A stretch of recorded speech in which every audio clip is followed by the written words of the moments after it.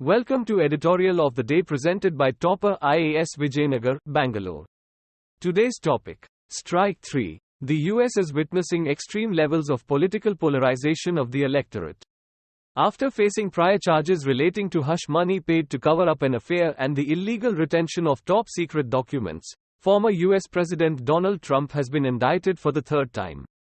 The most recent felony charges stem from allegations that he sought to block the peaceful transfer of power by seeking to overturn the results of the 2020 presidential election, which current President Joe Biden won. The four charges at this juncture include conspiracy to defraud, witness tampering, conspiracy against the rights of citizens, and obstruction of an attempt to obstruct an official proceeding. The obstruction charges relate to the actions of Mr. Trump on January 6, 2021, when he is alleged to have incited a violent mob to march on the Capitol buildings in Washington even as lawmakers were meeting there to certify the election results, as required by law. The mob broke barricades and vandalized congressional offices and property, injuring at least 140 law enforcement officers. A wide-ranging Justice Department investigation has led to the arrest and prosecution of more than 1,000 people said to be involved in one of the worst attacks on the very heart of US democracy. Beyond the charges in the most recent indictment, Mr. Trump is also likely to be slapped with charges in the state of Georgia this month, relating to his attempts, in concert with allies, to overturn his 2020 election loss there.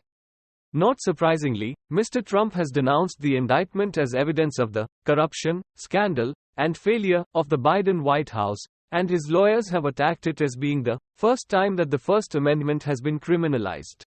US politics is already shifting gear as it enters the deep end of the 2024 presidential election cycle. Mr. Trump leads by a significant margin the cohort of at least 14 Republican candidates seeking their party's nomination for the election. Some legal experts say that even if he is found guilty in one or more of the indictment cases, there is nothing in the US Constitution that bars him from contesting the 2024 election.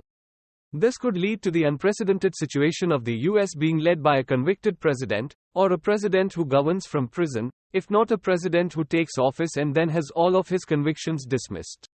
The bizarreness of this scenario is only exceeded by the extreme levels of political polarization of the US electorate across the liberal-conservative spectrum on a variety of critical issues, including the role of the government in the economy, reproductive and civil rights, immigration, foreign policy, and much more.